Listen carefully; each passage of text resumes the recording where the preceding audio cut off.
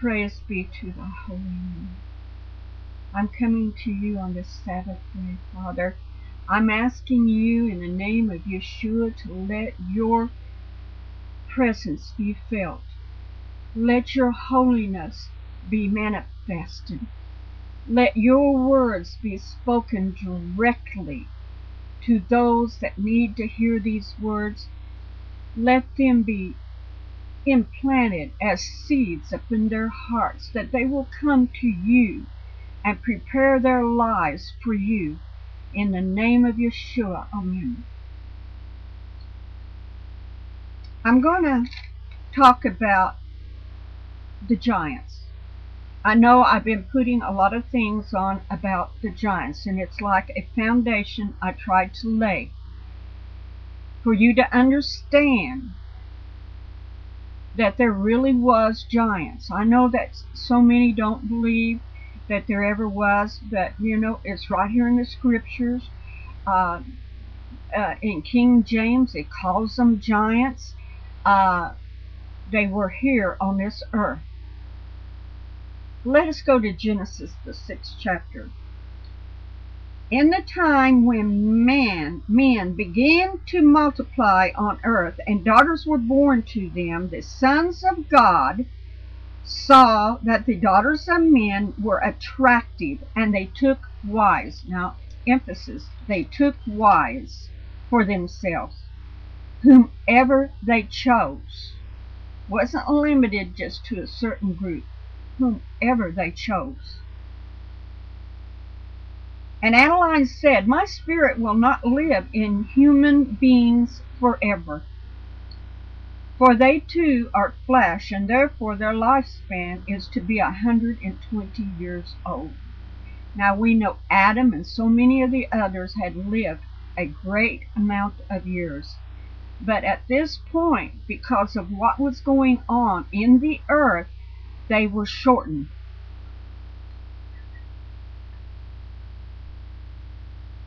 And it says, the Nephilim, fallen angels, if you look it up in Hebrew, that's exactly what it means. Fallen angels, because a lot of times you've got to go back to the Hebrew and understand what is being said in the Torah and what is being said in this Old Testament. You've got to study what the true meanings are. And the Nephilim were on the earth in these days, and also afterwards, when the sons of God came into the daughters of men, and they were born to them, and they were the ancient heroes, men of renown. Now we know that it says that they were there, they were interbreeding with humankind, and they were causing these heroes of renown. When we say heroes of renown, we look and see something extraordinary. Now, there were giants there on earth before the flood, but it says that the Nephilim, the fallen angels, come down afterwards too. And in the Hebrew teaching, they had came down to Mount Horeb, and they began to take wives again to themselves. And they had this race of giants, men of renown. You go back to Greek mythology, which corrupted. I agree with Perry Stone when it said they corrupted the stories, but they were talking about the giants. They were talking about things they did not understand. They were talking about fallen angels they did not understand. And it took these things that happened for David to come and want to destroy. Was told, not want, was told to destroy this generation. So we see on the walls of caves and ancient writings of mysterious crafts, of some mysterious beings that are large, because they were trying to express what they were seeing with their eyes, but not understanding with their wisdom of God, because they didn't have it. They thought they were gods, and to them they were gods.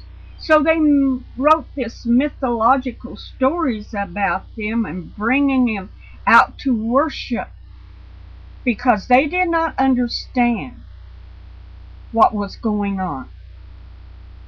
And I'm making this point because we've got to go over at Matthew and see, because what was will be again.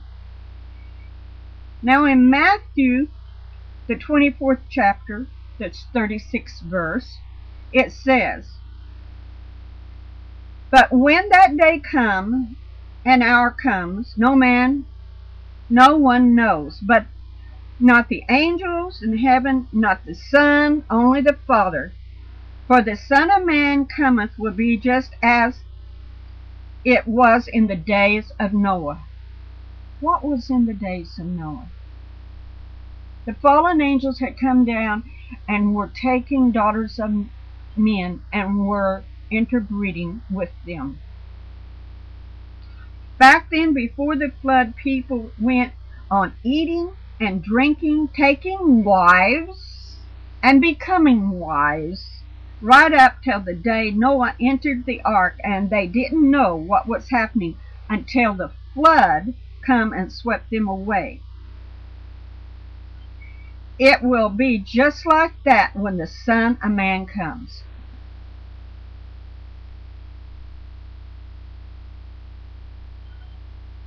I know people have criticized Elizabeth. People have even criticized me, but that's okay. You know, that is really fine. But I am telling you, there is more going on than that meets the eye. The fallen angels are already here. The fallen angels are already taking women and using them to breed this giant race once again. And I know you'll think, wow, what is she talking about? Well, I'm talking about like it was in the days of Noah. And the very emphasis why God destroyed the world back then. It was because of the interbreeding of the fallen angels with the women and men, and creating these giants. And their minds were totally polluted. They were full of sin, and they were doing sinful things over and over again. Their mind was no longer on dwelling on Yahweh. Their minds were drawing on the sinful pleasures of this earth that was manifested through them from the falling angels. And the giants of this world become their gods. The giants of the world and their fathers, the fallen angels, become mankind's gods. This is what is going to be happening and what is happening. And I'm going to say that I'm going to have to make a second take, because you must know that these fallen angels are really here, coming and going to earth right now. They are taking the women now. They are breeding with them, and they are creating a giant race that will come back after the bride is taken. Father, right now I'm asking you, as I end this tape, that you put your holy hand upon it, you anoint it, and you let those hear with their understanding of the spirit of the righteousness, I am coming to you right now, Father, for this word is a mighty word, and it's a necessary word for today, for so many are being deceived. So many are being deceived. Father, I ask you right now to put your holy hand out in the name of Yeshua.